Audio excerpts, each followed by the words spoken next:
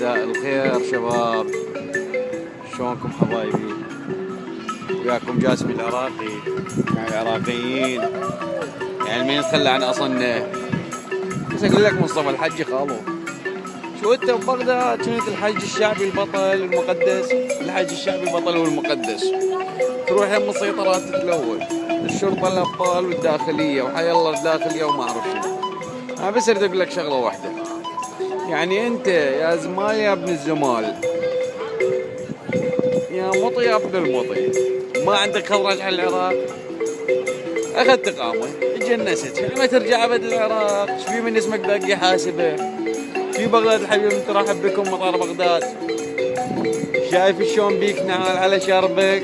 انت ما عندك شارب، شايف شلون بيك نعال مقطع؟ شلون نعال مقطع خالو؟ هيجي على هاي مالتك طيز البلول. بس والله انت وعدك قواويد، قال القواد هذا يعلق لي وش قد حلو يخوفني، ها انت ببلجيكا وبعرف شنو لك سود علي يا مصطفى الحجي، والله تاكل كتل بس توصل للعراق لا يقطعوها اللي يسموها. بابا احترم نفسك، انت رجال طلعت والعالم كانت تحبك، هسه قمت تحكي على الحشيد وعلى ما اعرف شنو والدولة والما اعرف شنو، صار اسمك مارتن، ولا انت عندينك تخليت يا كلب وابن الكلب.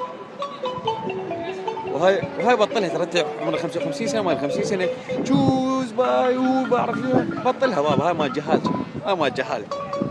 انت كبير، انت باوروبا عقل، بس احنا مو انا حالنا حالك، كل يوم بالمانيا بكولن، معك باوع بالمانيا بكولن، انا مسوي لابد يعني جماعة هتلر، يعني النازيين ضرب مذهب ألمانيا، رحت بلجيكا وجيت ألمانيا، راح نوصل للنمسا بيدنا، العقل يفتهم.